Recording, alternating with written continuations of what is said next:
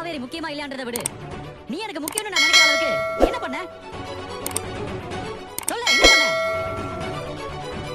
என்ன கட்டாயப்படுத்தி கல்யாணம் பண்ணிட்டேன்.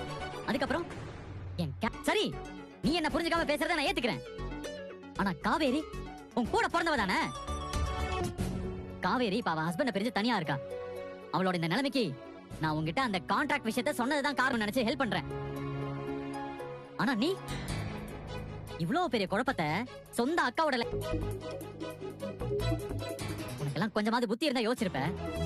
இத பாரு, இடமே இல்லாம பண்ணிடுவேன் சொல்றேன்.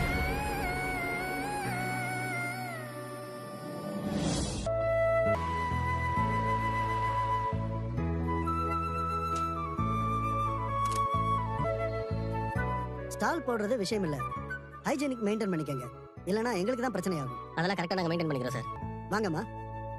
வணக்கம் சார். வணக்கம், உட்காருங்கம்மா. சொல்லுங்கம்மா. சார், நேத்து தானே சார் பேப்பர்ல ஆட் பார்த்தேன். ஆமாம்மா, விளம்பரம் வெளியான 3 மணி நேரத்துல எல்லா ஸ்டாலும் புக் ஆயிடுச்சுமா. போறாங்க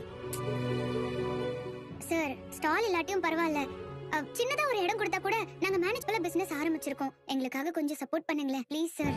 ஓஹோ, புதுசா ஆரம்பிச்சிருக்கீங்களா? ஆமா. ஏன் சார்?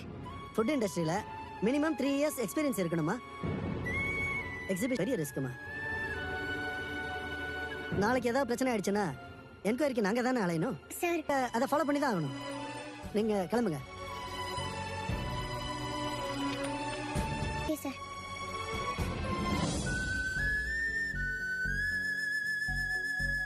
ஆக்சிடென்ட்ல இறந்து போயிட்டாங்கன்னு தான் எனக்கு தகவல் கிடைச்சது. இப்ப வெண்ணிலா உசுரோடு இருக்கான்னு நீங்க சொன்னதுமே சின்னப்பு ஹவுஸ் ஓனர் வீட்டு பையனுக்கு வெண்ணிலாவை கட்டி கொடுக்கறதா என்கிட்ட சொல்லுச்சு. நம்ம தேடி கண்டுபிடிச்சு வைத்தியம் பார்த்து இவ்வளவு தூரம் காப்பாத்தி விடுறது பெரிய விஷயம்ப்பா. எனக்கு இன்னொரு பொண்ணோட கல்யாணம் ஆயிடுச்சு. இதுக்கு மேல வெண்ணிலா எங்க வீட்டுல இருக்கிறது சரியா வரும். என் வீட்டுல தான் இருப்பேனும் என்னை விட்டு போக மாட்டேன்னு சொல்லிட்டு இருக்கா. நான் தெரிஞ்சதும் தப்பு பொண்ணை வீட்டுல வச்சு வைத்தியம் எல்லாம் பார்த்திருக்கவே மாட்டாங்க. அதுக்கு வீட்டுல யாருமே ஒத்துக்கவே மாட்டாங்களே.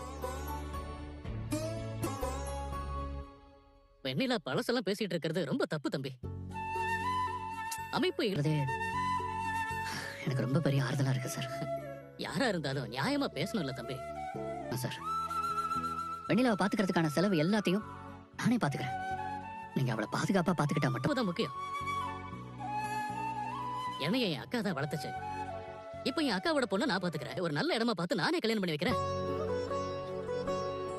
நீங்க கவலைப்படாம போங்க. எனக்கு கொஞ்சம் வேலை இருக்கு. வேலையெல்லாம் முடிங்க.